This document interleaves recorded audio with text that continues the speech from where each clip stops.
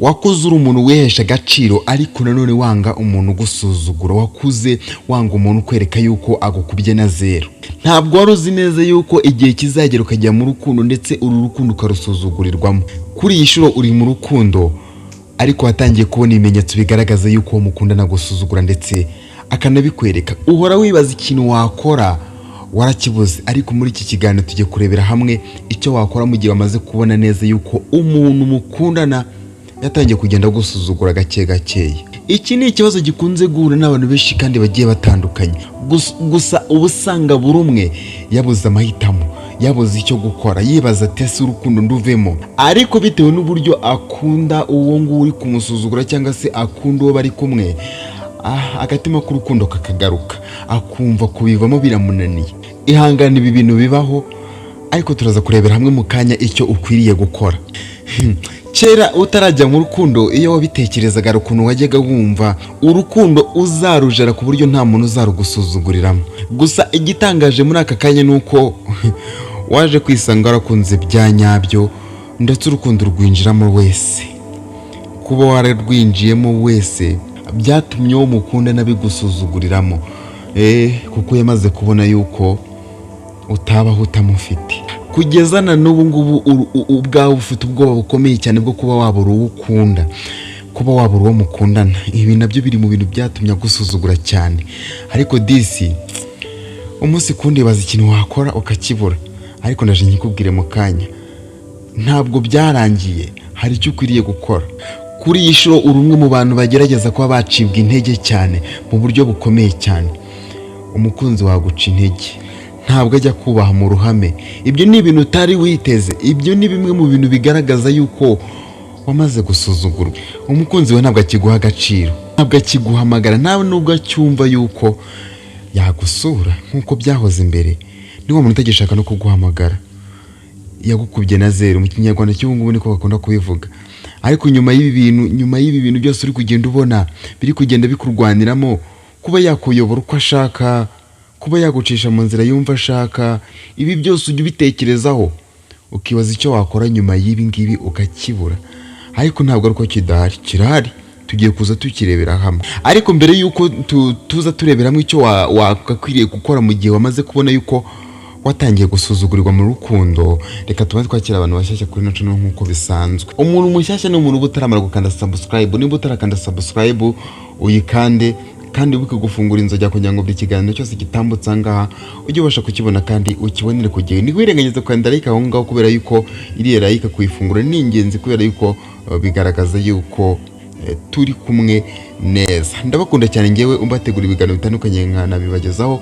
Nitwa Urukundo Damas. Niba nawe unkunda ubinyereke ukanda ngaho kuri like. Ikindi kandi wirengageza kudereza igitekerezo cyawe aho hasi muri comment. Reka dukomeze ikiganiro cyacu turebere hamwe ikintu umuntu akwiriye gukora mu gihe yamaze kubona yuko yatangiye gusuzugurirwa mu rukundo.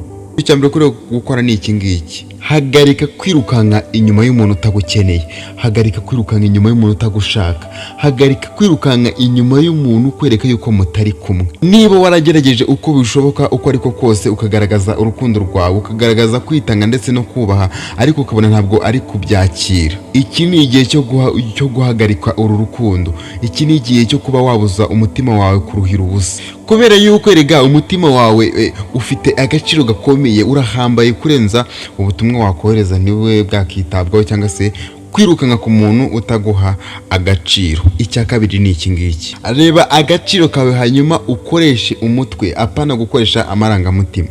Ubushobozi bwo kwiyubaha bugaragara cyangwa se butangira igihe wicaye ukibwira uti ndi umuntu w'agaciro kandi ndakundwa, ntabwo nkwiriye gusuzugurwa n'umuntu uwo ari we wese. Iki kibazo nukibaza uzaba utsinze ibintu byinshi cyane kandi bikomeye.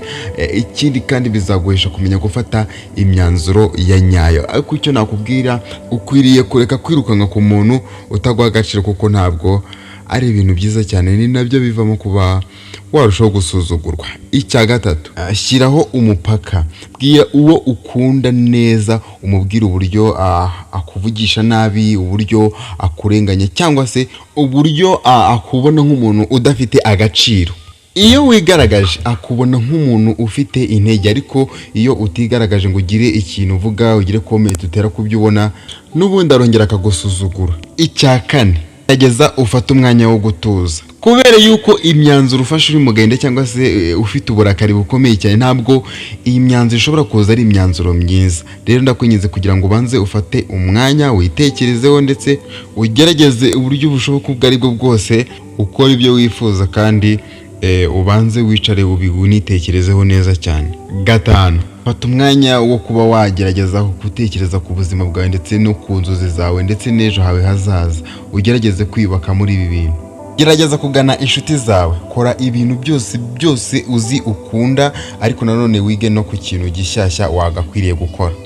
Nanone gerageza gutegura ejo hawe hazaza. Iyo uri umuntu ugerageza kwerekana yuko wiyubaha kandi ukagerageza kugaragaza ko uri umuntu ufite ibitekerezo byagutse, wa muntu abona agaciro kabaho gatangirira. Niba bigaragara neza yuko uyu muntu atabasha guhinduka, ukaba waramubwiye inshuro nyinshi cyane, ukaba waragerageje kumwereka ibintu bigiye bitandukanye bimwereka yuko uri umuntu wihesha agaciro, ukabona ntabwo ari kugenda abibona, byaba byiza uyu muntu umuretse, kubera yuko kumureka nibyo byagufasha, kuko burya nta kintu kibabaza nko gukomeza kwereka ko umuntu umukeneye ariko we nyirizina akwereka inshuro nyinshi, akwereka yuko atakwifuza. Ibi ngibi bishobora gutuma wasuzugurwa ndetse cyane.